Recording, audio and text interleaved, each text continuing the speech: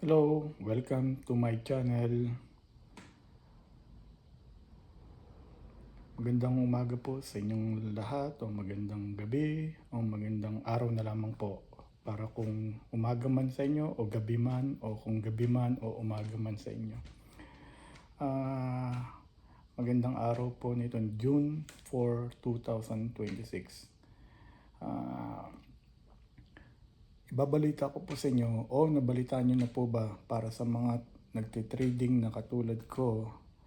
Nabalitaan nyo na po ba na tinanggal na po ang PDT o yung tinatawag natin na pattern day trading. Actually, noong una talagang hirap na hirap po talaga ako mag day trading kasi ang pag-trading ko po ay option. Bumibili po ako ngayon at pag alam kong kumita na po ako, pwede ko po siyang ibenta kahit po araw-araw po kong bumili at magbenta. Pero ang PDT po kasi kapag wala po at hindi po kayo nakakomply po sa tinatawag na PDT hong yon, ay pwede lamang po kayong mag day trading or mag trading or anumang swing or whatever na pagtitrade nyo na 3 beses lang po sa 5 araw. Pag nakatatlong beses na po kayo, kunyari let's say bumili kayo ngayon at nagbenta kayo, isa na po yon. So pag ginawa nyo po ulit yon, nagbili po ulit kayo at nagbenta kayo, pangalawa na po yon hanggang sa maging 3 po yon sa 5 araw lamang po. Hindi na po kayo pwedeng lumagpas pa ng isa na maging 4 siya o 5. Pero kung kayo po ay merong halagang $25,000 po sa inyong account, pwede po kayong mag day trading hanggat gusto nyo ho. So, ngayong June 4, 2026, tinanggal na po siya. So, sa mga nagde-day trading po dyan or nagsiswing trading or short or long term trading po, lalong-lalo na po yung mga nandito sa Pilipinas, makakapag-trading na po kayo hanggat gusto nyo po.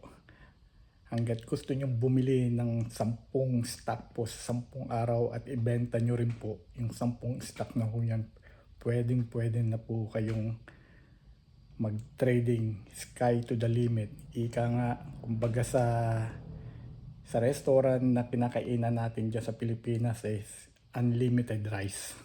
Hindi ko na po sasabihin ko anong pangalan po ng restaurant, pero I'm sure alam niyo na po yun. Well, anyway, katulad nga po ng sabi ko po sa inyo, ang PDT po kasi, katulad ng sabi ko sa inyo kanina, nung una hirap na hirap ako makakomply po. Kasi pag nakabili ako ng isang stock at alam kong tumubo na po ako, na maganda na po yung tubo ko or umabot na po sa tinatawag ko na rules ko po na let's say for example kumita na po ako ng 10%. Of course, para sa akin, gusto ko na po siyang ibenta. Nasa sa akin po yung kung ibebenta ko na siya o hindi. Or kung gusto ko pang above 10% pa po siya or kung maging 100% profit po siya. So, katulad ng sabi ko na ang hirap po noon hanggang sa naabot ko po o nakapag-comply po ako sa PDT. So, nakakabili na po ako, nakakabenta na po ako araw-araw hanggang sa gusto ko ho noon. Actually, matagal na po ako sa nagte-trading ho. Siguro may 13 years na po siguro or 14 years na ako nagte-trading even nung nasa Pilipinas pa po ako. Nung una, talagang hirap na hirap po ako. Pero nung after 7 years po siya, nakakomplay na po ako doon. And then, after 7 years na nagte-trading po ako na over pa po sa 3, 4 o 10 na bili o benta. Ngayon naman itinanggal na ho siya. So sa mga kababayan ko, lalong-lalo na nandito sa Amerika, kung kayo po ay nagte-trading ho, I'm happy to share to you na tinanggal na nila yung PDT. So, sky to the limit. Mag-trading na po kayo hanggat gusto nyo. Pero, suggestion ko lang po, kailangan nyo rin pa rin ng disiplina. Kailangan natin ng disiplina sa pag-trading.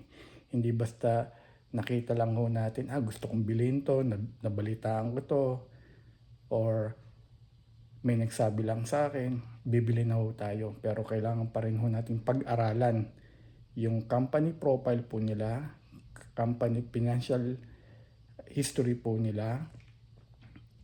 At unang-una din ho, dapat nating isipin na ang pagtitrading ay hindi basta laro or bumili kayo, benta ulit. Kailangan masusing pag-aaral po ang pagtitrading. So, yun na. Dahil nga ho, tinanggal na ho ang PDT, masaya po ako na kasi ako rin ho minsan hindi ko rin masabi na nagkukulang din ho ako sa aking fund. Kasi pag meron naman nung ibang broker na ina-allow po kayo pero hanggang maaari talaga kinukomplain nila yun. Kasi sa susunod, kung lumagpas po kayo, hindi na kayo makakapag-trading hanggang 3 lang or 4, nai-stack na ho kayo. Ino-hold na rin ho kayo sa pagtitrading. Kaya ngayon ho, tulad ng sabi ko sa inyo, masaya ako na minsan nga kasi ho, nagkukulang tayo sa puhunan sa pagtitrading. Kaya ngayon nung araw na ito talagang para bang nakawala ako sa kulungan, or sabi nga Independence Day na to ng mga nagtitrader or nagtitrading. Kaya sa mga nandito sa Pilipinas o yung nandito sa Amerika o yung mga nagtitrading sa Pilipinas na ang broker nila ay dito sa Amerika, I'm happy to share to you guys na tinanggal na nila ang PDT or ang pattern day trading. Kaya happy trading sa inyo. Naway maging profitable ang inyong pagtitrading para makatulong din sa ating mga bills, sa ating pangangailangan sa araw-araw.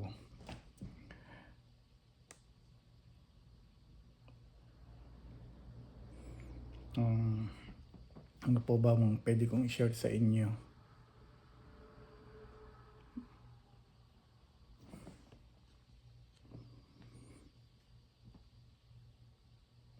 Okay, siguro for now yun na lang po muna, at